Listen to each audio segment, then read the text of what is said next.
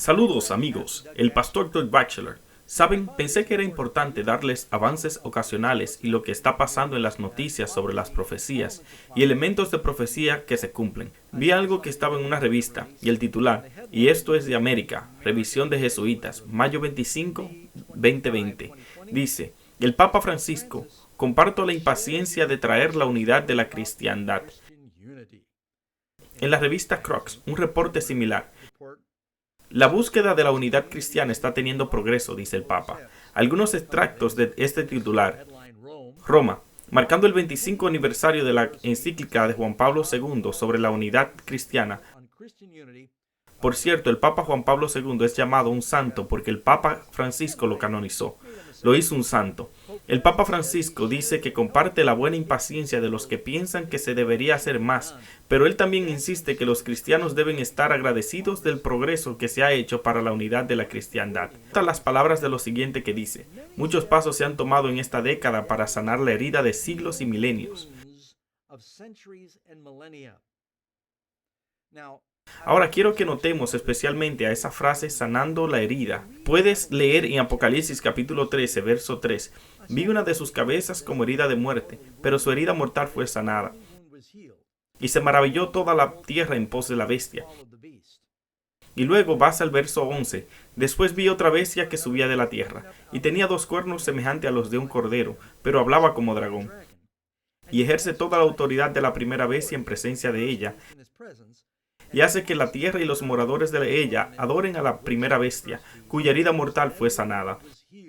También hace grandes señales, de tal manera que aún hace descender fuego del cielo a la tierra delante de los hombres, y engaña a los moradores de la tierra con las señales que se le ha permitido hacer en presencia de la bestia, mandando a los moradores de la tierra que le hagan imagen a la bestia que tiene la herida de espada y vivió. Así que 3 veces en el capítulo 13 de Apocalipsis menciona esta herida. Este artículo que acabo de citar, el Papa Francisco comparte que muchos pasos se han tomado en esta década para sanar la herida de siglos y milenios. El Papa Francisco dijo en una carta al cardenal Kirk Cox, presidente del Concilio Pontífice para promover la unidad de la cristiandad. Tiene todo un concilio dedicado para promover la unidad cristiana. ¿Por qué es todo esto tan importante? Porque si eres protestante, entiendes quién es esta bestia.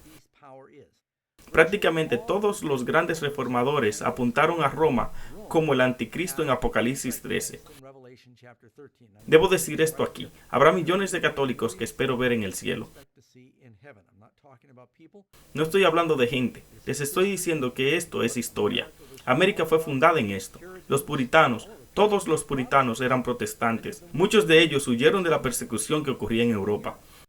Todos ellos creían que el poder del anticristo era llamado el papado o la Iglesia Católica Romana. Solo algunas citas. John Wycliffe, el primero en traducir la Biblia inglesa. Suponemos que el anticristo, la cabeza de todos estos hombres del mal, es el Papa de Roma, hablando de la posición que sostiene. Juan Hus dijo, el Papa es el verdadero anticristo de quien está escrito, que se sienta en el templo de Dios entre la gente donde Cristo es adorado. Vamos a Martín Lutero, él dijo, el vicario está en el lugar del jefe ausente. ¿Qué es el vicario sino el anticristo? Sé y estoy seguro que el papado es el reino de Babilonia. Eso no se puede malinterpretar. Juan Calvino, Daniel y Pablo predijeron que el anticristo se sentaría en el templo de Dios. Afirmamos que este es el Papa. Algunas personas piensan que somos muy severos y censuradores cuando llamamos al pontífice de Roma anticristo. Thomas Cranmer, gran reformador protestante, de lo cual sigue Roma es el asiento del anticristo, y el Papa es el anticristo mismo. Hablando de la posición del Papa, puedes buscar las palabras de John Knox. No dudamos de probar que el reino del Papa es el reino y poder del anticristo. Y mira a Roger Williams, uno de los grandes fundadores del sistema político americano, separación de iglesia y Estado, pastor bautista. Él dijo, el Papa es el supuesto vicario de Cristo en la tierra, quien se sienta como Dios en el templo de Dios, exaltándose sobre todo lo que se llama Dios, pero sobre las almas y conciencia de sus servidores, sobre el Espíritu de Cristo, sobre el Espíritu Santo y el mismo Dios, hablando en contra del Dios del cielo, pensando en cambiar los tiempos y la ley, pero él es el hijo de perdición. Un lenguaje fuerte. John Wesley, fundador de los metodistas, dijo hablando del papado: él es en el sentido enfático el hombre de pecado. Mientras aumenta toda manera de pecado por encima de medida, es el que se exalta por encima de todo lo que se llama Dios o que es adorado, clamando los poderes más altos y altos honores, clamando las prerrogativas que pertenecen solo a Dios. En la Confesión de Westminster, todas las grandes mentes de la Reforma escribieron, cuando juntaron las doctrinas fundamentales: no hay otra cabeza de la Iglesia más que Jesucristo. No puede el Papa de Roma en ningún sentido ser dicha cabeza, pero es el anticristo, el hombre de pecado, el hijo de perdición, que se exalta en la Iglesia en contra de Cristo y todo lo que se llama Dios. Les leo esto, amigos, y me pregunto, ¿quedará algún protestante en América que entiende lo que es la distinción entre protestantismo y catolicismo? En el libro Gran Nube de Testigos, Wycliffe, Tyndale, Lutero, Calvino, Kramer, en el siglo XVII, Bunyan escribió El progreso del peregrino. Los traductores de la Reina Valera y los hombres que publicaron la Confesión de la Fe de Westminster y Bautista, Isaac Newton, Wesley, Whitefield, Jonathan Edwards y más reciente Spurgeon, el obispo J.C. Ryle y el Dr. Martin Lloyd Jones. Estos hombres, entre otros, vieron la oficina del papado, nota la oficina, no un individuo como el anticristo. Eso es el libro Todos los caminos van a Roma. La razón por la que digo esto es porque la profecía dice, y todos los reformadores creyeron que esta bestia gobernaría y sería un poder perseguidor por 1260 años.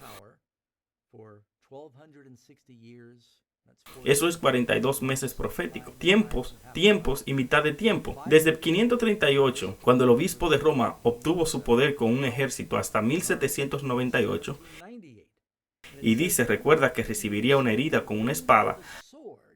Así que hay dos maneras que esta herida fue dada. Una fue a través de que la Biblia está siendo imprimida y distribuida masivamente. La predicación de los protestantes y cuando Berthier, el general de Napoleón, en 1798 entró en Roma, abolió el gobierno papal y estableció uno secular en su lugar. Así la Iglesia de Roma recibió una herida de muerte, perdió su ininterrumpido poder político y religioso sobre el mundo o de la civilización del oeste. Pero la profecía dice que esa herida de muerte sería sanada. Así que note el lenguaje que el Papa usa en este titular esta semana. Muchos pasos se han tomado en esta década para sanar la herida de siglos y milenios. Es el mismo lenguaje que está usando. En la encíclica por el santo Juan Pablo II dice que él reafirma el compromiso irrevocable de la Iglesia Católica, trabajando y orando por la unidad de la cristiandad. Él resaltó cómo los cristianos de todas las denominaciones ya están unidos en la experiencia del martirio. Él llama a esforzarse a promover a la sanidad de memorias históricas y perdón mutuo. Él pidió a otros cristianos a unirse en diálogo en el ministerio del obispo de Roma, el Papa, en una cristiandad unida. Unirse al Papa en una cristiandad unida, y él insiste que el diálogo no es una negociación, pero un compartir de los dones que Dios ha dado a cada comunidad. Él anima a todos los cristianos a pedir al Espíritu Santo que guíe nuestros pasos y habilite a todos a escuchar el llamado a trabajar por la causa del ecumenismo con renovado vigor. Y él ora que el Espíritu inspire nuevos gestos proféticos y refuerce la caridad fraternal entre todos los discípulos para que el mundo crea. En otras palabras, citando de Juan 17, que todos seamos uno. Bueno, esto sabíamos que sucedería. Al final habría un llamado a la unidad. Dos grupos. Un grupo adoraría a la bestia y su imagen. Ellos recibirían la marca de la bestia. Habrá otro grupo de protestantes genuinos que protestarán contra estos cambios que se hacen a la verdadera cristiandad y a la Biblia. Y rara vez escuchas una voz sobre esto hoy. Esta semana en las noticias ves otro paso en esta dirección. Recuerda que no ha habido un papa como este papa jesuita, que ha tratado más duro y rápido para construir puentes entre poderes protestantes. Los tienes juntos en 2015 con el arzobispo de Canterbury y Justin Welby, Y luego una gran movida fue hecha en 2016 al juntarse con los líderes luteranos para pedir perdón de Roma. Martín Lutero rodaría en su tumba, y luego de nuevo pastores protestantes, evangélicos, pentecostales, todos han ido a Roma a tratar de construir esta unidad. Y ahora, al talón de esta pandemia global, las personas han notado cómo el medio ambiente ha mejorado, y el agua y el aire con los animales, y ellos dicen tal vez necesitamos, en vez de cerrar todo por un mes, cerramos una vez cada semana. Y el Papa ha llamado a todos los líderes del mundo a venir a Roma para un pacto global para educar a todos de cómo salvar el mundo y el medio ambiente. Originalmente eso estaba pautado para mayo 2020 y ahora ha sido movido para octubre 11 al 18 y ha sido alargado y así. Amigos, pensamos que era importante darles una pequeña actualización de algunas cosas que están sucediendo ahora mismo. Y quiero cerrar con un pasaje del libro de la Gran Controversia. El romanismo está ahora considerado por protestantes con mayor favor que en años anteriores.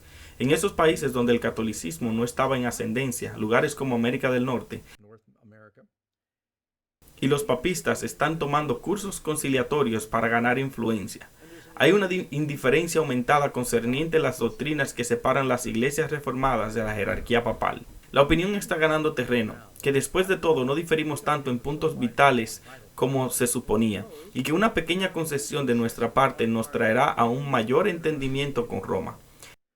El tiempo cuando los protestantes tenían en alto valor la libertad de conciencia, la cual ha sido comprada. Ellos enseñaron a sus hijos a aborrecer el papado y detener aquello que buscaba armonía con Roma. Sería deslealtad a Dios, pero que tan diferentes son los sentimientos ahora expresados. El tono pacífico de Roma en los Estados Unidos no implica un cambio de corazón. Ella es tolerante donde es indefensa. Dice el obispo O'Connor, la libertad religiosa es tolerada solamente hasta que los opuestos se lleva a efecto sin pérdida en el mundo católico. La Constitución de los Estados Unidos garantiza libertad de conciencia. Nada es más querido y fundamental. El Papa Pío IX en su encíclica Cartas de agosto 15, 1854 dijo: las absurdas y doctrinas erróneas o desvaríos en defensa de libertad de conciencia son errores de los más pestilentes. Un parásito, más que los otros, debe ser temida en un Estado. El mismo Papa en su encíclica Cartas de diciembre 8, 1864 condenó a aquellos que afirman la libertad de conciencia y adoración religiosa y también a aquellos que mantienen que la Iglesia no debe emplear la fuerza. Quiero enfatizar en el cierre. Doy estas actualizaciones en profecía, no porque nadie se salve por saber lo que el Papa está haciendo. El propósito de las profecías es redentora.